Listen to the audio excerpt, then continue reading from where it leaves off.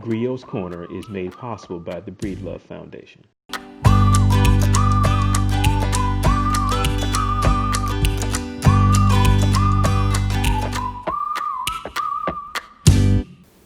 This is a very special book by a famous children's author named Faith Ringgold. And Faith Ringgold writes fantasy stories about her friend Cassie Lightfoot. Maybe some of you read Tar Beach. This story is about Cassie and her brother encountering Harriet on a very special day and learning some special things about her. We'll talk more about Harriet later.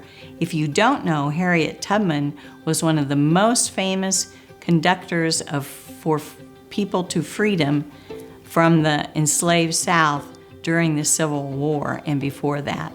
And she has a special relationship with Mitchelville. We'll talk about that later. This story is Aunt Harriet and the Underground Railroad in the Sky. One day, my baby brother BB and I were flying among the stars, way, way up. So far up the mountains looked like pieces of rock candy, and the oceans like tiny cups of tea. We came across an old ramshackled train in the sky.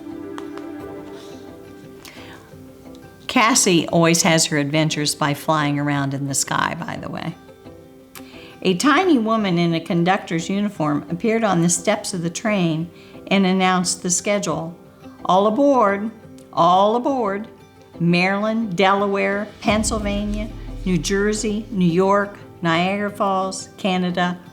All aboard, all aboard. Hundreds of bedraggled men, women, and children filled the sky and boarded the dusty old wooden train. No one spoke. It was like watching a silent movie. Come on, Cassie, BB said, jumping on the train. Let's take a ride. BB's always up for anything. Here's all these kind of ghosty people.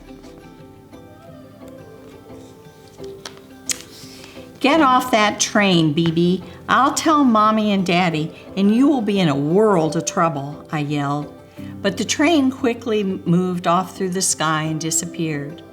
All I could see now were flashing lights, sending a threatening message through a sea of clouds.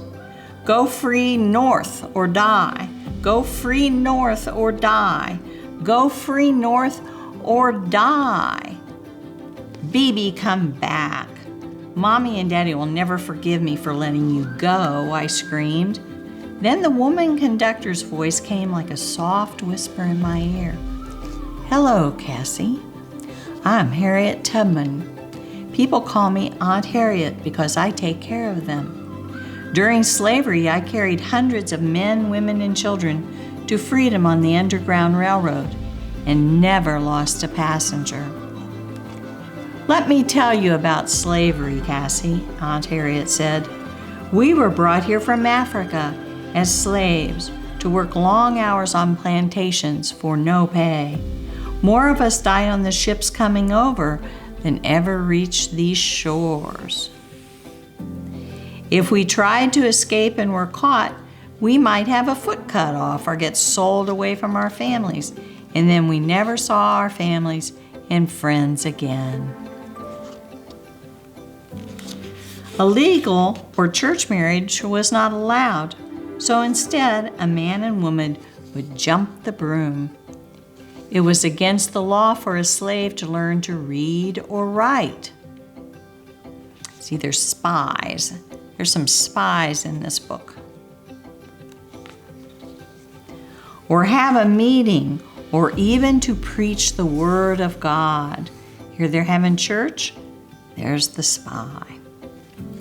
Every 100 years, that old train will follow the same route I traveled on the Underground Railroad, so that we will never forget the cost of freedom. Sometimes the train is a farmer's wagon. Sometimes it is a hearse covered with flowers. Inside, a live slave hides in a coffin. You missed this train, Cassie, but you can follow, always one step behind.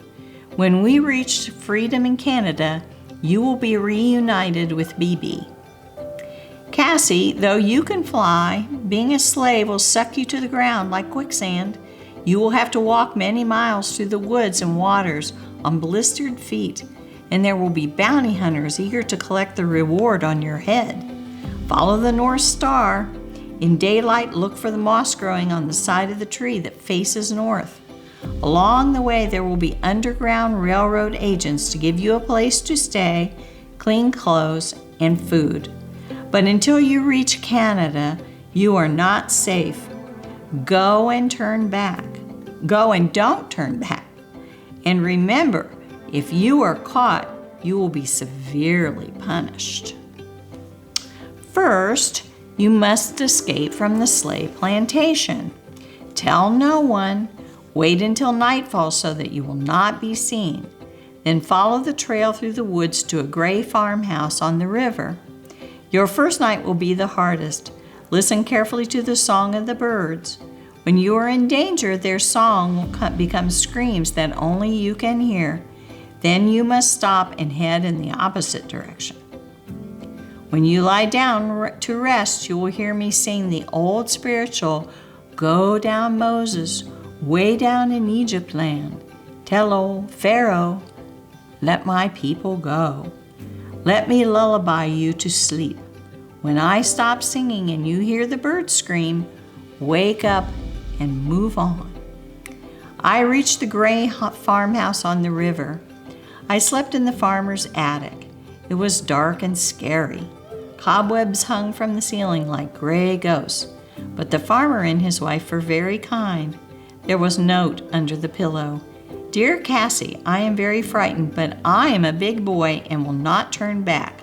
Love, BB." Then Aunt Harriet's voice came like a gust of wind. Follow the river north until you reach a clapboard house with green shutters and a red brick chimney. There will be a blind railroad agent who will ask you to sing a song. You will sing "Go down, Moses, way down in Egypt land. Tell old Pharaoh, let my people go." She will give you food and a place to sleep. By nightfall, you must be on your way through the woods. I found BB's baseball cap floating in a swamp. It was worn to shreds. I squeezed the mud out of it. There's his cap. "Leave the cap, Cassie," Aunt Harriet whispered. "Go on to a weather-beaten frame house with a star quilt flung on the roof. If you don't see the quilt, hide in the woods until it appears. Then it is safe to go in. The next night, follow the road to the bridge several miles away." I traveled through the woods and swamps. I was cold, wet, and very hungry, but I could not turn back. When I reached the bridge, I hid in a graveyard on a hill overlooking the river. It was there I found BB's toy soldiers and a set of his baseball cards buried alongside the grave of a boy BB's age. I was too afraid to cry. I lay awake till I heard Aunt Harriet's familiar whisper, "Wait for a railroad agent disguised as grave digger. He will say I will bring you a ticket for the railroad." Now the tears came streaming down my cheeks like rain. I would see BB soon, soon. She found him in the graveyard. In a tiny yellow house on the edge of the city, a little girl my age gave me a ticket for the steam car and sewed a fake pass to freedom she had made on my undershirt. It read, "Cassie Louise Lightfoot, freeborn in New York. Show that to anyone who tries to take you back to the slaves' plantation," she said. I reached the back door of a shoemaker's house and knocked 3 times. That time I slept in a secret room behind a bookcase. BB had been there and left another note. "Dear Cassie, I have a new baby sister. She was born today. Her name is Freedom. Her mother got sick and went to heaven. She let me carry baby Freedom on my back. Love, BB." After a few days' rest, I started out again. With new shoes the shoemaker made me. "Move on, Cassie," Aunt Harriet's voice told me. "You are very close to the border of the Free State of Pennsylvania. Look for the letter P written on a rock facing north. But beware of bounty hunters. They can kidnap you at any time. Until you reach Canada, you are not safe. In New York, a bookbinder hid me in a secret compartment he had built into his wagon. In a downpour of rain, he delivered me to a funeral parlor. There was a funeral going on, so no one noticed me. The undertaker gave me a withered rose Bibi had left, pressed in a book, with a note. Dear Cassie, we stayed at the house of a millionaire. He gave Aunt Harriet a bunch of money. We will never be hungry again. Love, Bibi. The undertaker gave me a fresh-cut rose, hid me in a coffin in his hearse, and took me to Niagara Falls. Now I was just over the bridge from Canada.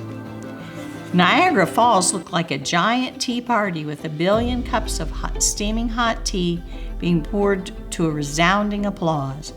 The steam from the falls formed a soft blanket that lifted me up, up, up, above the falls and across the bridge to Canada. I could fly. I was free.